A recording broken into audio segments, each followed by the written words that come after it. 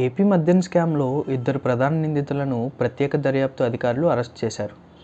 Retired IPS Dhanunjaya Reddy, మాజీ CM Jagan వ్యక్తిగత సహాయకుడు కృష్ణమోహన్ రెడ్డిని శుక్రవారం సిట్ అరెస్ట్ చేసింది.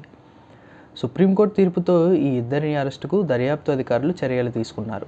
లిక్కర్ స్కామ్లో A31గా ధనుంజయ రెడ్డి, A32గా కృష్ణమోహన్ రెడ్డిపై అభియోగాలు నమోదయ్యాయి.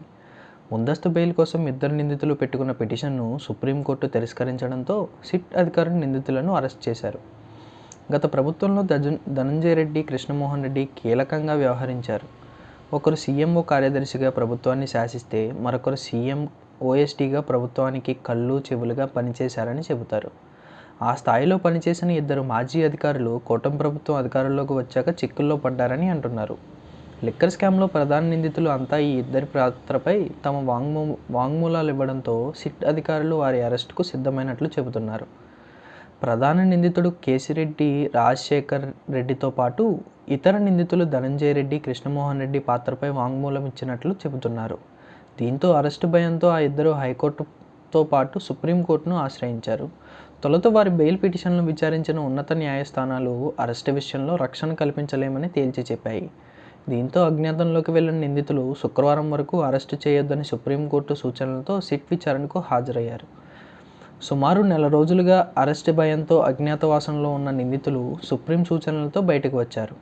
అయితే శుక్రవారం వారి ముందస్తు బెయిల్ పిటిషన్లు విచారించిన సర్వోన్నత న్యాయస్థానం బెయిల్ అభ్యర్థనను నిరుద్వారంగా తోసిపుచ్చడంతో నిందితులు అరెస్టుకు సిట్ అధికారులకు పూర్తి స్వేచ్ఛ లభించింది. దీంతో మూడో రోజు విచారణకు హాజరైన నిందితులను విజయవాడలో పోలీసులు అరెస్టు చేసి కోర్టులో ప్రవేశపెట్టారు. సుప్రీం తీర్పు వచ్చిన మరుక్షణమే నిందితుల అరెస్టుపై క్లారిటీ ఉన్న సిట్ మరో అవకాశం ఇస్తుందనే ఆలోచనతో కొంతవరకు ఉత్కంఠను రేపింది. అయితే గతానుభవాలను దృష్టిలో పెట్టుకుని సిట్ ఛాన్స్ తీసుకోలేదని అంటున్నారు.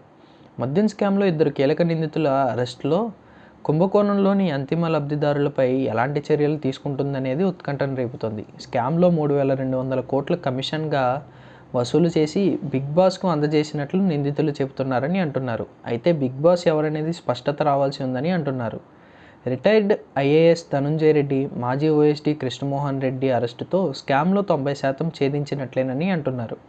ఈ కేసులో అంతిమ లబ్ధిదారును తెరపైకి తెస్తే దర్యాప్తు ముగిసినట్లేనని అంటున్నారు. అయితే అంతిమ లబ్ధిదారు అయిన బిగ్ బాస్ను టచ్ చేస్తారా లేదా అనేది సస్పెన్స్గా మారింది.